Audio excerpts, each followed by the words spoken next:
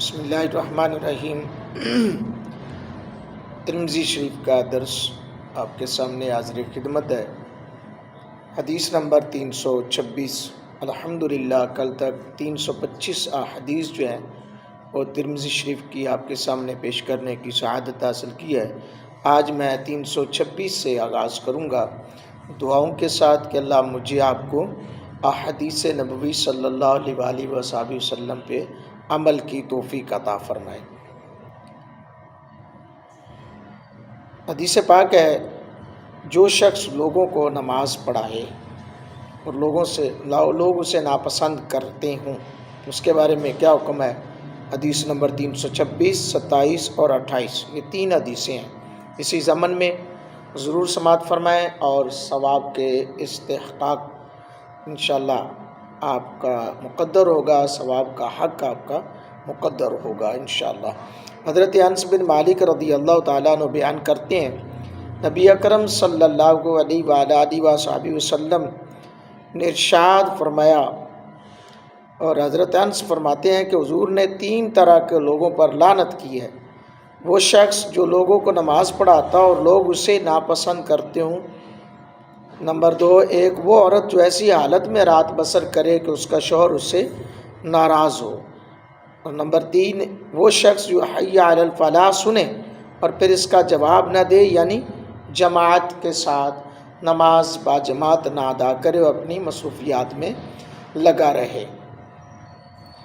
حضرات گرامی قدر، حدیث نمبر 327، حضرت عامر بن حارث رضی اللہ تعالیٰ عنہ اس حدیث کے راوی ہیں، بیان کرتے ہیں کہ یہ بات کہی جاتی ہے، سب سے شدید عذاب 2 طرح کے لوگوں کو ہوگا۔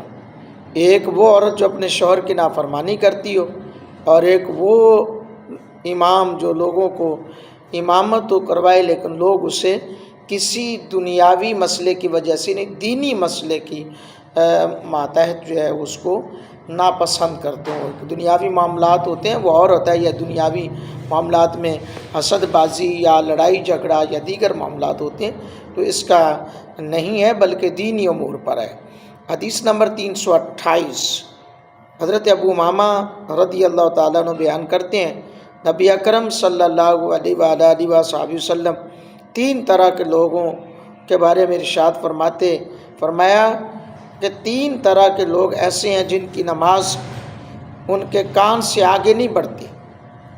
ایک مفرور غلام جب تک وہ واپس نہ آ جائے، ایک وہ عورت جس کا شوہر اس سے ناراض ہو، اور دوسرا وہ شخص جو لوگوں کی امامت تو کراتا ہو لیکن لوگ اسے ناپسند کرتے ہیں۔ حضرات گرامی قدر، اس سے مراد یہ ہے کہ دینی معاملات۔ نمبر 1، لعنت کی وعید، لوگ جس شخص کی امامت کو ناپسند کرتے ہوں مگر وہ امامت سے چپٹا رہے تو اس پر لعنت کی گئی۔ ناپسندیدگی کی وجہ ذاتی تنازع نہ ہو یا دنیاوی معاملات نہ ہو بلکہ مذہبی اور دینی ہو۔ جی ہاں، ملا علی قاری رحمۃ اللہ علیہ نے اس کی وضاحت فرمائی کہ اس کی 3 وجوہات ہو سکتی ہیں۔ امام جاہل ہو، قرات غلط کرتا ہو، نماز کے بنیادی مسائل سے ناواقف ہو، یہ بات ہے۔ نمبر 2، وہ فاسق و فاجر ہو، شریعت کے خلاف کام کرتا ہو، مثال کے طور پر داڑھی حد شرعی سے کم رکھی ہو، یا تارک نماز ہو، یا سینما بینی کے معاملات کرتا ہو۔ نمبر 3، اس کے عقائد و افکار اہل سنت و جماعت کے خلاف، مثلا انبیاء کی تنقیص کرتا ہو، صحابہ صالحین کی توہین کرتا ہو، ایسے بندے کے پیچھے نماز پڑھنا جائز نہیں ہے، ایسے کوئی امام نہیں رکھنا جائز ہے۔ نمبر 2، شوہر کی نافرمان عورت، اس عورت پر بھی لعنت کی گئی جو رات کے وقت اپنے شوہر کی نافرمانی کرتی ہو۔ ہمہ وقت بیوی کو اپنے خامد کی تابع فرمان ہونا چاہیے، بالخصوص رات کے وقت جو خاتون رات بھر اپنے شوہر کی نافرمانی کرتی ہو وہ لعنت کی استحقاق بنے گی، مستحق ہو۔ شوہر کی نافرمانی، نمبر 2، شوہر کی بے ادبی اور اس سے بد اخلاقی کا مظاہرہ۔ نمبر 3، بے دینی، اس کا عمل شرعی اصولوں کے خلاف ہو، مثلا نمازوں کا اہتمام نہ کرنا، بے پردگی وغیرہ۔ آج کل یہ تو نہیں ہے، نمازوں کا اہتمام نہ کرنے پر تو کوئی کچھ نہیں کہتا، حالانکہ ہونا چاہیے۔ نمبر 3 ہے، جو شخص اذان کے الفاظ سنے حی علی الفلاح اور جواب نہ دے، اس کے 2 صورتیں ہو سکتی ہیں، نمبر 1 قولی، وہ جواب لا حول ولا قوت الا باللہ العلی العظیم۔ نمبر 2 فعلی، مؤذن کے ان الفاظ کا فعلی جواب نماز با جماعت میں شمولیت اختیار کرنا ہے۔ جو شخص اذان کے الفاظ سن کر جواب نہیں دیتا اس پر لعنت کی گئی ہے۔